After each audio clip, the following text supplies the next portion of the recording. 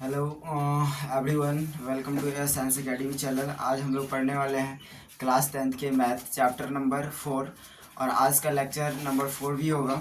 ध्यान से देखिए। तो आज के लेक्चर क्लास में हम लोग हम लोग कॉन्सेप्ट को ही पढ़ रहे हैं। कॉन्सेप्ट क्लियर हो जाएंगे, उसके बाद हम लोग कॉन्सेप्ट पूरा ख़त्म हो जाएंगे। उसके बाद हम लोग चैप्टर का हर एक एक्सरसाइज बारी बाय बारी से हम लोग देखेंगे। हर एक क्वेश्चन को देखेंगे। चैप्टर के जितने भी एक्सरसाइज होंगे उसमें जितने भी क्वेश्चन होंगे सारे को हम लोग बारी बारी से सॉल्व करेंगे। अभी हम लोग कॉन्सेप्ट को समझते हैं ताकि हमको हर एक सवाल हम लोग को बनाने में सुविधा हो। चलिए हम लोग तो शुरू करते हैं। आज का जो कॉन्सेप्ट है, ध्यान से देखिए। आज का कॉन्सेप्ट क्या है? आज का जो कॉन्सेप्ट है हमारा वो है क्या?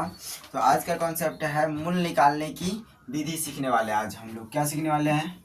मूल्य निकालने की विधि।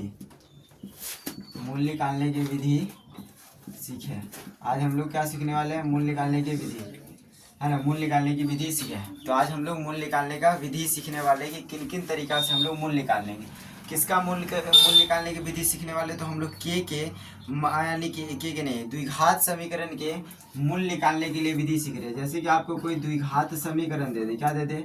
द्विघात समीकरण दे दे, है ना। क्या दे दे? द्विघात, कोई भी द्विघात आपको समीकरण दे दे और उन द्विघात समीकरण का बोले आपको मूल्य ज्ञात करे। क्या ज्ञात करे? मूल्य ज्ञात करे। क्या ज्ञात करें? मूल्य ज्ञात करें।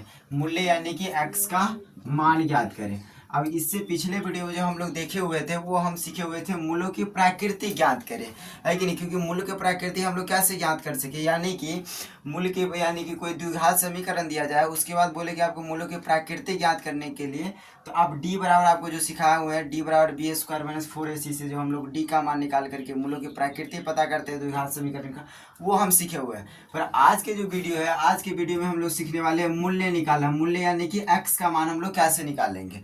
तो ध्यान से देखिए, x का मान यानी कि द्विघात समीकरण का मूल्य हम लोग कैसे ज्ञात करेंगे। तो ध्यान से देखिए, द्विघात समीकरण का मूल्य हम लोग 3 तरीका से ज्ञात कर सकते हैं। पहले जो तरीका है वो है गुणनखंड विधि के द्वारा, यानी कि गुणनखंड विधि के द्वारा 3 तरीका है जिसके माध्यम से आप द्विघात समीकरण का मूल्य ज्ञात कर सकते हैं। पहला तरीका है गुणनखंड। दूसरा जो तरीका है वो है द्विघात सूत्र। दूसरा तरीका क्या है? द्विघात सूत्र है। दूसरा तरीका क्या है? द्विघात सूत्र। तीसरा तरीका है पूर्ण वर्ग विधि। पूर्ण वर्ग विधि। ये 3 तरीके यानी कि ये 3 विधि से, गुणनखंड से, द्विघात सूत्र से, पूर्ण वर्ग विधि से, ये 3 विधि के द्वारा आप द्विघात समीकरण का मूल्य ज्ञात कर सकते हैं, यानी कि x का मान ज्ञात कर सकते हैं बहुत ही आसानी के साथ। और बहुत ही आसान तरीका से आपको ये विधि का तीनों विधि को डीपली से सिखाया जाएगा और उम्मीद है कि आप बहुत अच्छे से सीख भी पाएंगे। चलिए तो हम लोग पहले विधि को सीखते हैं, यानी कि गुणनखंड विधि के द्वारा कैसे हम लोग द्विघात समीकरण का मूल्य कैसे ज्ञात कर सकते हैं। तो ध्यान से देखिए, हम लोग कुछ एग्जाम्पल्स लेते हैं, उसके माध्यम से इसको हम लोग सॉल्व करेंगे। ध्यान से देखिए, तो पहले विधि के द्वारा हम लोग बनाते हैं। पहला विधि क्या है? गुणनखंड। गुणनखंड के द्वारा हम लोग द्विघात समीकरण का मूल्य ज्ञात करते हैं। गुणनखंड विधि के द्वारा पहली विधि है गुणनखंड, तो उनके द्वारा हम लोग द्विघात समीकरण का मूल्य ज्ञात करते हैं। तो ध्यान से देखिए, एक हम लोग क्वेश्चन ले लेते हैं द्विघात समीकरण का। X square minus 3x plus में 10 बराबर में 0। ये हो गया एक द्विघात समीकरण।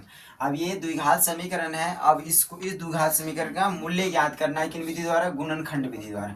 चलिए गुणनखंड विधि द्वारा ये द्विघात समीकरण मूल्य ज्ञात करते हैं। पहले हम लोग द्विघात समीकरण का मानक रूप लिखते हैं। मानक रूप क्या? द्विघात समीकरण का A square plus B X plus में सी बराबर में 0। ये क्या है? द्विघात समीकरण का मानक रूप है। ये क्या है? मानक रूप है। किनका मानक रूप है? किनका? द्विघात समीकरण का। द्विघात समीकरण का मानक रूप है। चलिए अब देखिए, द्विघात समीकरण मानक रूप हो गया, हमको निकालना है। तो ये एक द्विघात समीकरण दिया है और गुणनखंड विधि के द्वारा इसका मूल्य ज्ञात करना है। तो कैसे ज्ञात करेंगे? तो ध्यान से देखिए, एक्स स्क्वायर का जो गुणांक होगा, यहाँ पे देखिए ध्यान से, एक्स स्क्वायर का गुणांक, तो ये एक्स स्क्वायर, इसका गुणांक क्या है? ए। मतलब एक्स स्क्वायर का कॉफिशिएंट क्या है? ए है ना। एक्स स्क्वायर का जो गुणांक होगा, और यहाँ पे देखिए एक्स स्क्वायर का गुणांक क्या है? नहीं कुछ है तो कितना? 1 है। तो एक्स स्क्वायर का गुणांक होगा, यानी कि देखिए यहाँ पे एक्स स्क्वायर का गुणांक क्या है? ए। यानी कि यहाँ पे जो एक्स स्क्वायर का जो गुणांक होगा उस एक्स स्क्वायर के गुणांक को आपको देखिए यहाँ पे क्या है ए एक्स स्क्वायर, यहाँ पे बी एक्स प्लस में सी, यहाँ पे ए एक्स स्क्वायर के गुणांक क्या है सी है, ए है, एक्स स्क्वायर के गुणांक क्या है ए है। यहाँ पे देखिए अचर क्या है, तो अचर जो होगा वो सी होगा, अचर क्या है यहाँ पे सी है, और एक्स का गुणांक क्या है बी है। ध्यान से देखिए, तो एक्स स्क्वायर का जो गुणांक होगा यहाँ पे देखिए, एक्स स्क्वायर का गुणांक कितना है 1 है। एक्स स्क्वायर के गुणांक को आपको सी का जो मान होगा उससे गुना कर देना है। तो देखिए यहाँ पे एक्स स्क्वायर का गुणांक कितना है 1 है, और सी का मान क्या है, तो ध्यान से देखिए सी क्या है, सी का मान यहाँ पे देखिए सी क्या है, यहाँ पे X square plus B X plus C, ये मानक रूप है द्विघात समीकरण का। यहाँ पे सी का मान क्या है, तो सी का मान कितना है 10 है, सी का मान कितना है 10 है। तो एक्स स्क्वायर का जो गुणांक होगा वो 10 से आपको क्या कर देना, उसको गुना कर देना, क्या कर देना है गुना कर देना।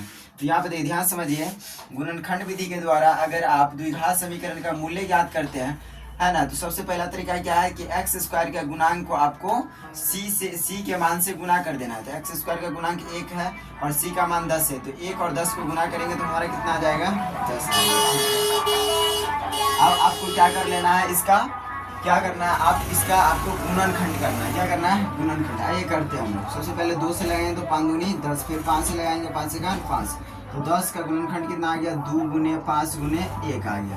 अब देखिए ध्यान से देखिए, 2 गुने 5 गुने 1 आ गया। अब देखिए 2 ऐसा संख्या लेना है, ध्यान से देखिए 2 ऐसा संख्या लेना है जिनको गुना करने पर, और जिनको गुना करने पर ध्यान से देखिए एक्स स्क्वायर को गुना करके और एक्स स्क्वायर के गुणांक से और सी के मान के जो हम लोग गुना, एक्स स्क्वायर का जो गुणांक था और जो सी का मान था उन दोनों को गुना करके हमारा कितना आया हुआ था 10 आया हुआ था। कितना आया था 10, अब ये 10 आया हुआ था। तो 2 ऐसा संख्या लेना है, ये 10 के गुणनखंड का 2 ऐसा संख्या लेना है जिसको गुना करने पर, है ना, 2 ऐसा संख्या लेना है जिसको गुना करने पर 10 आ जाए। यानी कि 2 ऐसे, इस देखिए यहाँ पे 10 का गुणनखंड किया तो ये बन के आया। अब इन दोनों में 2 ऐसा संख्या बनाना है जिसको गुना करने पर कितना आ जाए 10 आए, और उसी दोनों संख्या को जोड़ने या घटाने पर हमारा ये बीच वाला आ जाए। तो बीच में क्या है -3, बीच में क्या है -3। तो ध्यान समझिए फिर से कि अगर हम लोग द्विघात समीकरण का गुणनखंड विधि के द्वारा मूल्य ज्ञात करते हैं, सबसे पहला स्टेप है कि एक्स स्क्वायर के गुणांक को सी के मान से गुना कर देना। तो सी के मान के जो गुना आएगा उसका गुणनखंड कर देंगे, और उसका जो गुणनखंड आ जाएगा उस दोनों में 2 ऐसा मान बनाना है, 2 ऐसा मान बनाना है जिसको गुना करने पर, है ना, जिसको गुना करने पर यानी कि जो एक्स स्क्वायर के गुणांक और सी के मान का जो गुना करके आया हुआ था, है ना, वो आ जाए हमारा। तो हमारा जो आया था दोनों को गुना करके 10 आया हुआ था। कितना आया था 10 आया हुआ था। तो देखिए 2 ऐसा संख्या लेना है जिसको गुना करने पर 10 आया, और जोड़ने और घटाने पर ये बीच वाला है, तो बीच वाला में यहाँ पे कितना -3 आ जाए। ठीक है, -3 आ जाए। तो 2 ऐसा संख्या लेना है। तो ध्यान से देखिए कौन कौन सा ऐसा संख्या आ जाएगा, ध्यान से देखिए। तो यहाँ पे हम लेते हैं, ध्यान से देखिए 2 को 2 रखते हैं और 5 को गुना करेंगे तो कितना आ जाएगा हमारा 5 आ जाएगा। तो 2 और कितना लेते हैं हम लोग 5 लेते हैं, 2 और कितना लेते हैं 5। यहाँ पे लेते हैं हम लोग, देखिए एक्स स्क्वायर माइनस में 2x और माइनस में कितना ले लिए 5x और प्लस में 10 कर दिया। ध्यान से देखिए -2x इतना में क्या है, यहाँ पे -2x और प्लस लेते हैं हम लोग, यहाँ पे माइनस हुआ, सॉरी यहाँ पे कितना माइनस, यहाँ पे देखिए यहाँ पे हम लोग प्लस है, मतलब -2x और प्लस में 5x। कितना लिए -2x लिया प्लस 5x लिए। देखिए इसी में से हम लोग लिए, इसी गुणन जिसका जो गुणनखंड है उसी में से हम लोग 2 मान लिए, एक 2x लिए एक 5x लिए। ये देखिए दोनों को जोड़िएगा -2x और प्लस 5x तो कितना आ जाएगा -3x, है कि नहीं। और ये नहीं -2 को और प्लस 5 को गुना करिएगा तो कितना आ जाएगा -10 आ जाएगा। कितना आ जाएगा -10 आ जाएगा। ध्यान से देखिए अब इन दोनों में देखिए, ये दोनों का जोड़ा बना, ये दोनों को एक साथ, ये दोनों को एक साथ रखिए। तो एक्स स्क्वायर -2x में से देखिए कि कॉमन क्या निकल रहा है। ये दोनों में ऐसा क्या है जो दोनों में ऐसा कौन सा चीज़ है जो दोनों में उपलब्ध है। तो ध्यान से दोनों में क्या है, तो ध्यान से देखिए यहाँ पे 1 है तो ये है कि नहीं, दोनों में क्या उपलब्ध है। तो x को हम देखते हैं, यहाँ पर भी x है और यहाँ पर भी x है। तो x दोनों में, तो x को हम कॉमन लेते हैं और यहाँ से 2 x है तो यहाँ से 1 x ले लेते, 1 x बचा माइनस। फिर यहाँ पर देखिए 2 गुने x है तो यहाँ से x ले लेते बचा 2, तो 2 दिए, है कि नहीं। अब ये दोनों में देखो कि दोनों में क्या ऐसा है जो दोनों में है, ऐसा क्या है जो दोनों में है। तो ध्यान से देखिए दोनों में क्या है, तो 5 दोनों में, ध्यान से देखिए अब यहाँ से 5 ले तो सिर्फ बचा यहाँ पे x, 5 दूनी 10, माइनस के माइनस है, 5 दूनी कितना हो जाएगा 10। अब देखिए अगर ये दोनों, अगर आप तो गुणनखंड विधि के द्वारा बना रहे हैं, ये दोनों आपका एक जैसा हो जाए तो समझिए आप सही चल रहे हैं। फिर इन दोनों में से आप एक को कॉमन ले लीजिए, तो x माइनस 2 कॉमन ले लिए, फिर बच जाएगा आपका x, तो x प्लस 5 तो प्लस 5 दे दीजिए, है कि नहीं है। इस प्रकार से आपको इतना निकल कर आ जाएगा, ठीक है। उसके बाद आपको क्या करना है, ध्यान से देखिए। उसके बाद यहाँ पर देखिए इस बीच इस पे लगा क्या था 0 0, इसे भूल गए थे आप देना, ध्यान से देखिए। इसको आपको क्या करना है 0 0 देते चलना है, क्योंकि 0 तो लगा ही था प्रश्न में, तो 0 0 देते जाए। ये 0 एक बार इसके लिए होगा, ये 0 एक बार इसके लिए होगा, तो x माइनस 2 है ना, x माइनस यहाँ पर हम लोग निकाल देते हैं, इसको मिटा देते हैं। यहाँ पर हम लोग लिखते हैं एक बार x माइनस 2 बराबर 0, एक साइड लिखते हैं x माइनस 5 बराबर 0। अब देखिए संख्या कहाँ भेजना, संख्या की तरफ इधर प्लस में उधर जाएगा तो इधर माइनस उधर जाएगा तो प्लस में, तो x बराबर कितना हो गया 2। इधर देखिए यहाँ पे माइनस से 5 बराबर को साइड जाएगा तो प्लस में 5, तो x का मान कितना हो गया 5 हो गया। तो ध्यान से देखिए यहाँ पर दो मान x के निकल कर, एक तो x यहाँ पर ध्यान से देखिए प्लस 5 यहाँ पर तो माइनस 5 हो जाएगा, तो x बराबर देखिए x का मान 2 गया है, एक तो आया x बराबर 2 और माइनस 5 आया, तो ये क्या हो गया आपका, यानी कि ये हो गया, ध्यान से देखिए x का मान कितना हो गया 2 माइनस 5 हो गया। ये आपका हो गया ये हो गया मूल निकल, यानी द्विघात समीकरण का जो आपको ये द्विघात समीकरण दिया था, ये इसका क्या निकल के आ गया, यहाँ पे मूल्य निकल कर आ गया 2 माइनस 5, ये इसका आंसर हो गया, गुणनखंड विधि द्वारा बन गया। इसी प्रकार से हम गुणनखंड विधि द्वारा क्या बना सकते हैं, द्विघात समीकरण का मूल्य ज्ञात कर सकते हैं, यानी कि द्विघात, इस प्रकार से हम लोग द्विघात समीकरण का गुणनखंड विधि के द्वारा मूल्य ज्ञात कर सकते हैं बहुत ही आसान से। चलिए इतने उम्मीद है कि आपको इतना समझ में आ गया होगा। एक क्वेश्चन हम लोग और देख लेते हैं, ध्यान से देखिए, है ना। तो इसको हम लोग क्लीन कर देते हैं, है ना। उसके बाद हम लोग ये करते हैं, चलिए हम लोग देखिए आगे, ध्यान से देखिए। अब दूसरा एग्जाम देखिए, पहला एग्जाम्पल हम लोगों ने देखे थे द्विघात समीकरण, यानी कि द्विघात समीकरण का मूल्य ज्ञात करना गुणनखंड विधि के द्वारा। अब हम लोग ये भी द्विघात समीकरण है और इनका भी हम लोग मूल्य ज्ञात करेंगे किस विधि द्वारा, गुणनखंड विधि द्वारा। अब देखिए ये दूसरा एग्जाम्पल है जिसको हम लोग ये एक द्विघात समीकरण है, इनका हम लोग मूल्य ज्ञात करेंगे गुणनखंड विधि द्वारा, यानी कि गुणनखंड विधि द्वारा। ये दूसरा आपका एग्जाम्पल है। चलिए इसको हम लोग सॉल्व करते हैं, गुणनखंड विधि के द्वारा इस द्विघात समीकरण का मूल्य ज्ञात करते हैं। तो सबसे पहला काम क्या करते हैं, एक्स स्क्वायर के गुणांक जो होता है उसको सी से गुना कर देते हैं। चलिए गुना कर देते हैं, 3 दूनी कितना हो गया 6, फिर 6 का क्या करते हैं हम लोग 6 का, यहाँ पे देखिए 3 दूनी कितना हो गया, 3 और 2 को गुना किए तो कितना आया 6 आया। अभी 6 का हम लोग क्या करते हैं गुणनखंड पहले 2 से लगाए, 2 तिया 6, 3 एकान 3 आ गया, ठीक है। अब देखिए आपको क्या आ गया, 6 का गुणनखंड क्या सा हो गया, 2 गुने 3 गुने 1 आया, ठीक है।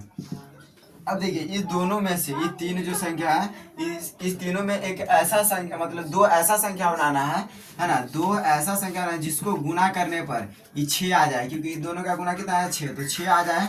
और उसी दोनों संख्या को जोड़ने या घटाने पर है ना, जोड़ने या घटाने पे आपको ये बीच वाला प्राप्त हो जाए। बीच में कितना दिया गया है, यहाँ पे -7 दिया गया है, तो -7 आ जाए।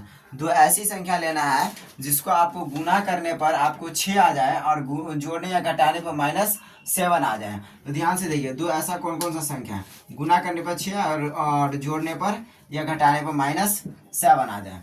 चलिए कौन कौन सा संख्या है, ये संख्या बनाएंगे कहाँ से, तो यहाँ पे जो आपका 6 का गुणनखंड है यहीं से बनाइए। चलिए हम लोग बनाते हैं।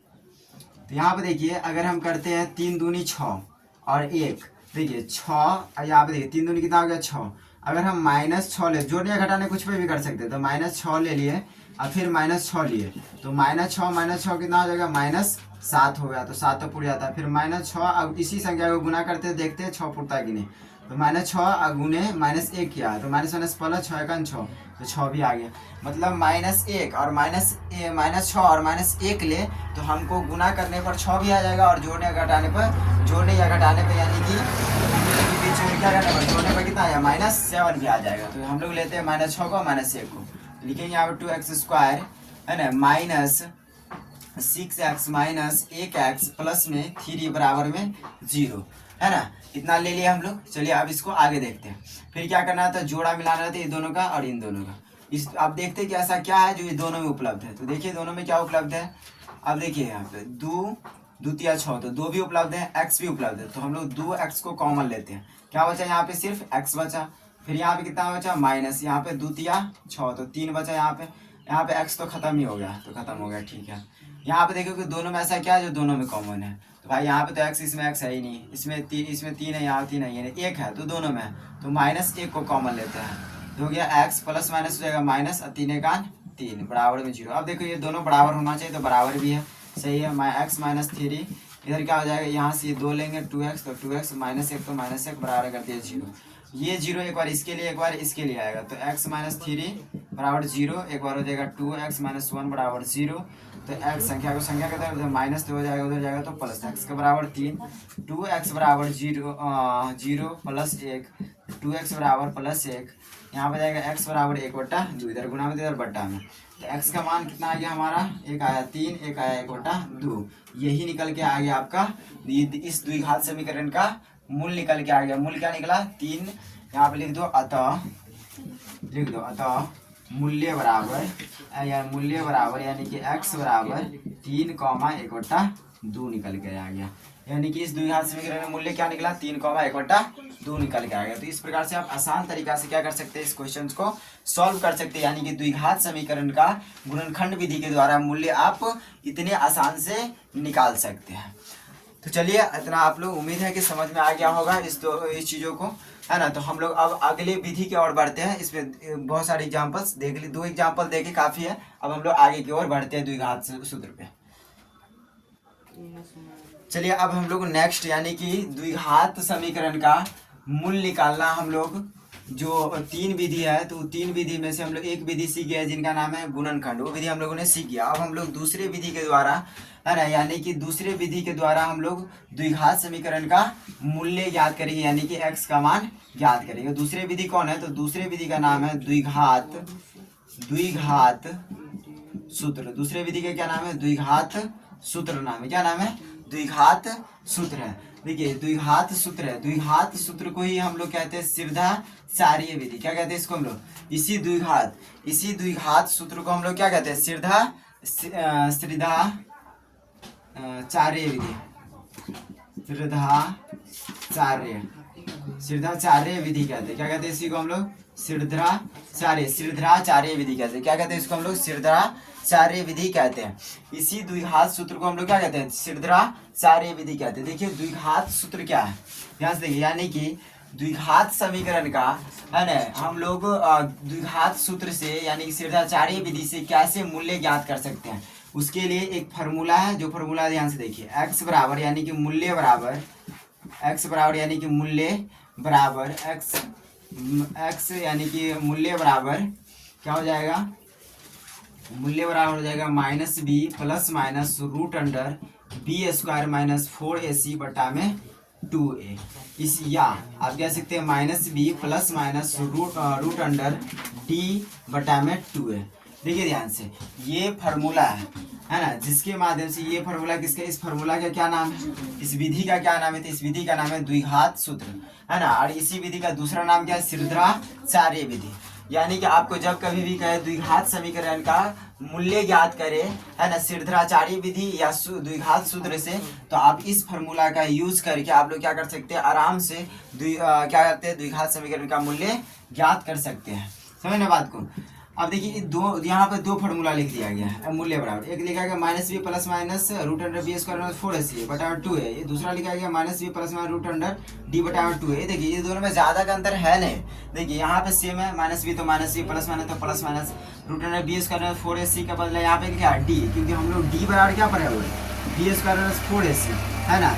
यहाँ पे देखिए, या तो हम लोग d का मान, यहाँ पे देखिए, अगर हम लोग पहले d का मान यहाँ पे साइड से ही निकाल लेते हैं, d का मान यानी कि b² 4ac, तो हमको सीधा यहाँ पर d का मान लिख देना है। तो हम लोग अगर d पहले निकालते हैं तो हमको ये फार्मूला यूज कर लेना है और d का मान डायरेक्ट यहाँ बैठा देना है।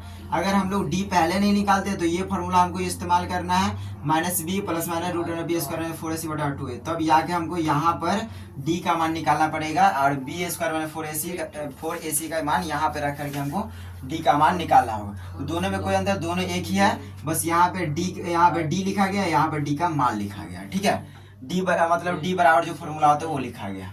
तो ये आपका हो गया द्विघात सूत्र का द्विघात सूत्र हो गया, जिसके माध्यम से आप द्विघात समीकरण का मूल्य ज्ञात कर सकते हैं, यानी कि सिरधाचार्य विधि को कह सकते हैं हम लोग। चलिए अब इसका कुछ हम लोग एग्जाम्पल से लेके इसके माध्यम से हम लोग सॉल्व करना सीखते हैं, क्योंकि आपको एग्जाम्पल दिखा देते हैं कि कैसे इस फॉर्मूला पर कैसे आप सॉल्व कर सकते हैं। ठीक है, चलिए इसको हम लोग बनाते हैं।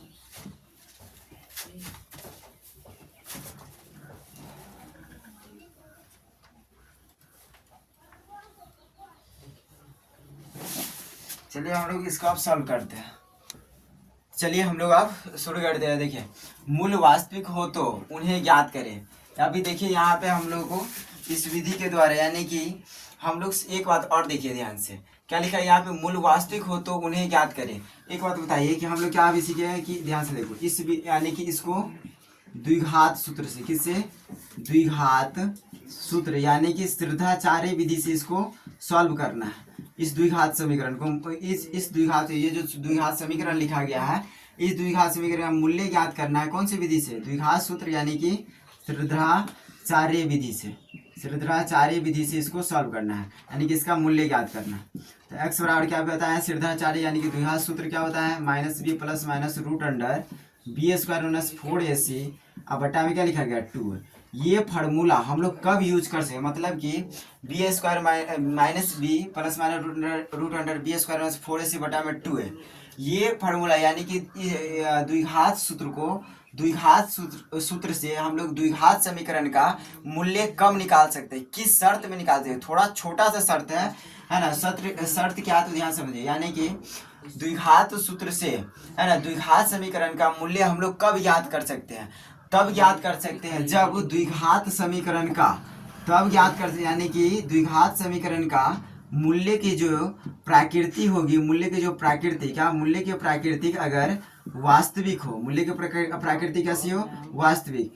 अगर देखिए ध्यान से, किस द्विघात समीकरण को आप द्विघात सूत्र से मूल्य ज्ञात कर सकते हैं, तो ध्यान से देखिए, जिस द्विघात समीकरण का मूल्य के प्राकृतिक वास्तविक होगा, वास्तविक में समान हो या असमान हो उससे कोई मतलब नहीं है, पर मतलब कि जिस द्विघात समीकरण का मूल्य वास्तविक होगा उसी को आप लोग द्विघात समीकरण यानी द्विघात सूत्र से, यानी कि सिरधाचार्य विधि से मूल्य ज्ञात कर सकते हैं। और जिस द्विघात समीकरण का मूल्य काल्पनिक होगा, यानी कि d का मान 0 से कम होगा, यानी कि माइनस के तरफ होगा, माइनस के तरफ, अगर d का मान माइनस के तरफ होगा, यानी कि d का मान यानी कि काल्पनिक होगा, यानी कि द्विघात समीकरण जो होगा, द्विघात समीकरण का मूल्य के प्राकृतिक काल्पनिक होगा, यानी कि अवास्तविक होगा, अवास्तविक यानी कि d का मान 0 से कम होगा, यानी कि माइनस के तरफ होगा, है ना, तब हम लोग द्विघात सूत्र से मूल्य के प्राकृतिक नहीं ज्ञात कर सकते हैं। समझ ना बात को।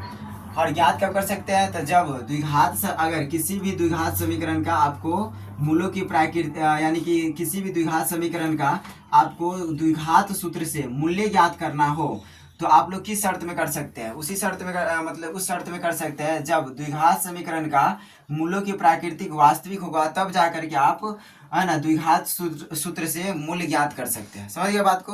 तो यानी कि d का मान, है ना, d का मान जो होना चाहिए वो तो या तो 0 से बड़ा होना चाहिए, d का मान कैसा होना चाहिए, 0 से बड़ा, d का मान 0 से बड़ा होना चाहिए, या तो d का मान 0 होना चाहिए, तब जाकर आप द्विघात सूत्र से द्विघात समीकरण का मूल्य की प्राकृतिक ज्ञात कर सकते हैं। समझिए ना बात को।